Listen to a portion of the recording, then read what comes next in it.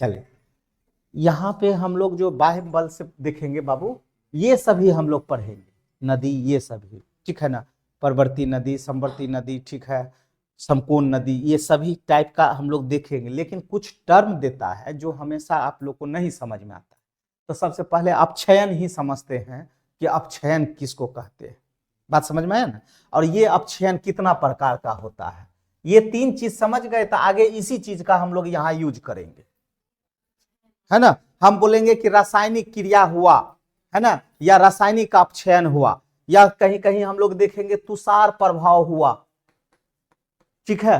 तो आपको ये चीज समझ में आ गया, तब इधर आपको समझ में आ जाएगा, क्लियर है ना। तुषार प्रभाव के कारण यारदांग बना, समझ में आ गया कि। तो अब पहले हम ये समझते हैं अपक्षयन किसको कहते हैं, तो राइट डाउन कर लीजिए। तापमान परिवर्तन, तापमान परिवर्तन, रासायनिक क्रिया, तापमान परिवर्तन, हाँ, तापमान परिवर्तन, रासायनिक क्रिया, क्रिया और जैविक कारक, जैविक कारक, चट्टान का टूटकर अपनी जगह रह जाना, अपनी जगह रह जाना,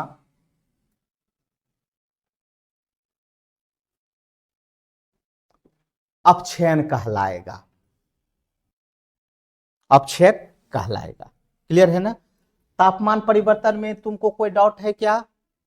यदि टेम्परेचर चेंजिंग हो रहा है तो इसमें रासायनिक क्रिया की कभी सुनता होगा, इसमें ये कलर मिला देने से, ये कलर मिला देने से ऐसा कलर हो गया, जो हम लोग चट्टान में देखे थे, है ना, काला कोयला था, है ना, उजला हो गया, तो रासायनिक क्रिया हुआ होगा, ठीक है ना। जैविक कारक, ये क्या है, जैविक वाला क्या है, सरे गले है, मतलब गोबर तोबर सब है, हाँ समझ ठीक, हाँ अपशिष्ट पर हाँ था। तो ये तीनों के घटना से जो चीज रह जाता है उसको हम लोग क्या बोल दिए, अपक्षय, ठीक है। तो क्या बोले हम बाबू, टूटकर अपनी जगह पर रह जाना क्या कहलाएगा, अपक्षयन। अपक्षयन तीन प्रकार का होगा, अपक्षयन तीन प्रकार की होगी। एक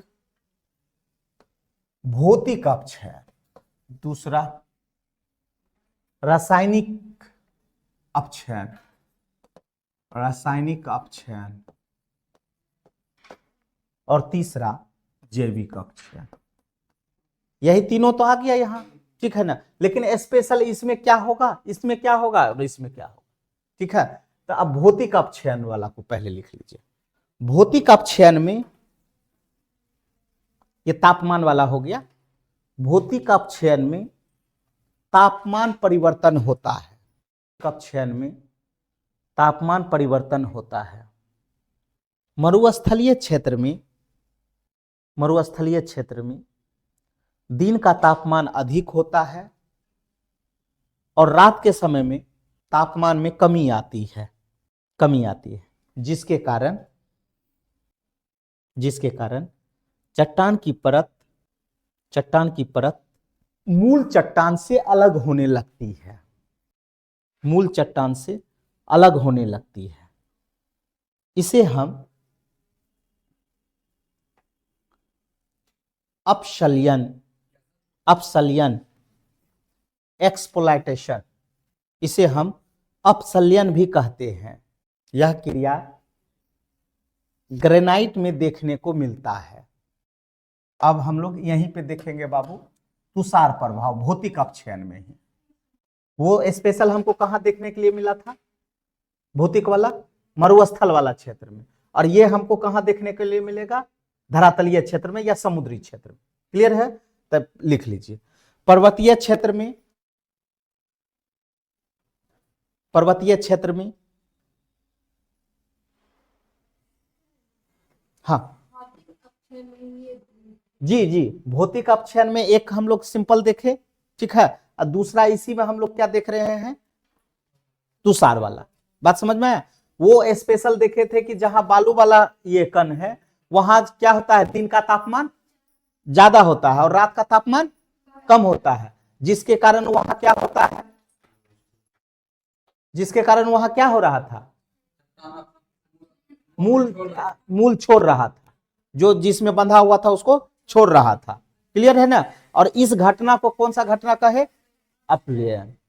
ठीक है, बात समझ में आ। और ऐसा कौन सा उदाहरण है, तो ग्रेनाइट, ये अलग है। ठीक है, वो वहां हो गया। ठीक है, अब ये स्पेशल कहां देखेंगे, जो पर्वतीय इलाका है, जो समुद्रीय इलाका है, वहां पे तुषार प्रभाव होगा। क्लियर। पर्वतीय क्षेत्र में जहां तापमान कम रहता है, वहां रात के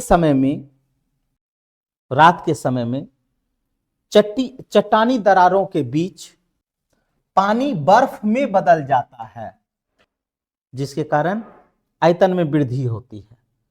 और चट्टान के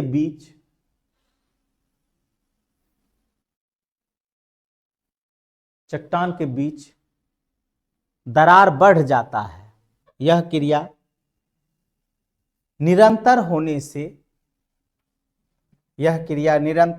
से चट्टान टूटकर अपनी जगह रह जाता है, जिसे तुषार प्रभाव कहते हैं। क्लियर हुआ। ये पर्वतीय क्षेत्र में हो गया कि वहां का तापमान क्या रहता है, कम रहता है, और यहाँ क्या होता है, पानी जमा हो जाता है। अब पानी जमा हो गया तो बर्फ का रूप ले लिया। अब बर्फ का रूप ले लिया तो ऑब्वियस है कि इसका आयतन बढ़ेगा। आयतन बढ़ेगा तो क्या करेगा, दोनों पर्वत के बीच क्या कर देगा, दरार कर देगा। और यही घटना निरंतर होगा तो एक चट्टान इधर अलग हो गया, एक चट्टान इधर अलग हो गया। इस देखो बर्फ का कमाल है ना। इसको हम लोग क्या बोले, तुषार प्रभाव। क्लियर। अब दूसरा रासायनिक अक्ष है। रासायनिक अक्ष है वायुमंडलीय गैस वर्षा के जल से प्रतिक्रिया कर अम्ल बनाते हैं। दो ही होता है ना, अम्ल और क्षार, पढ़े हो ना। हाँ, अम्ल बनाते हैं। और अम्ल की यह प्रकृति होती है कि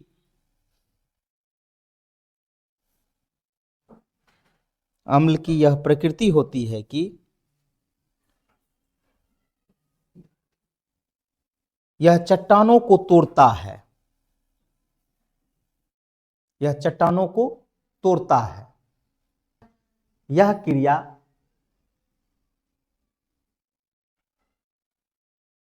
रासायनिक अपक्षयन कहलाता है। वायुमंडलीय गैस वर्षा के जल से मिलकर के प्रतिक्रिया करके क्या बना दिया, अम्ल बना दिया। और अम्ल बना दिया तो इसका मतलब क्या निकल करके आया, ये पहाड़ को तोड़ेगा, जोड़ेगा नहीं। और जो तोड़ने वाला घटना होगा, यहाँ जो टूट करके बना, टूटा यहाँ पर भी, लेकिन यहाँ जो बना तब समझ जाएंगे कि ये रासायनिक प्रतिक्रिया हुआ है। ठीक है। और यहाँ बर्फ वाला होगा तो यहाँ समझ जाएंगे तुषार वाला हुआ है। बालू वाला क्षेत्र में देखेंगे तो वहां कहेंगे सीधा सीधी भौतिक अपक्षयन। क्लियर है ना। लास्ट जैविक। पर्वतीय ढालों पर पौधों के जड़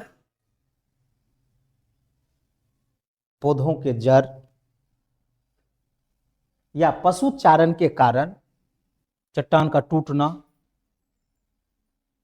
जैविक प्रभाव कहलाता है या जैविक अपक्षयन कहलाता है जी। अब ये इसका यूज हम लोग अंदर करेंगे, है ना। अब जो हम लोग स्पेशल देखेंगे बाबू लोग, वो देखेंगे बाह्य बल से बनने वाली। ठीक है। और इसको हम लोग किस में रखेंगे, तृतीय क्रम की स्थलाकृति। ठीक है ना। पहला क्रम में स्थलाकृति क्या क्या देखेंगे, कोई गुड। दूसरा तीसरा वाला में भी आकार, यू आकार। तो इस सब में सबको एक एक करके देखते चलेंगे। नदी का पहले देखेंगे, नदी भी मेन नदी है, ये परवर्ती नदी आएगा। इसको हम लोग तो बोल देते हैं सहायक नदी है, बात समझ में आया, लेकिन सबको अलग अलग देखेंगे, बात समझ में आया। और फिर चल करके इस नदी का अवस्था में क्या क्या बना, डिजाइन, है ना, वो सभी चीज देखेंगे। ओके। नदी देखेंगे, पर्वत पठार, भी आकार, यू आकार, एस आकार, जितना आकार होगा सब आकार दिखा देंगे। क्लियर है? आज के लिए इतना रख दें।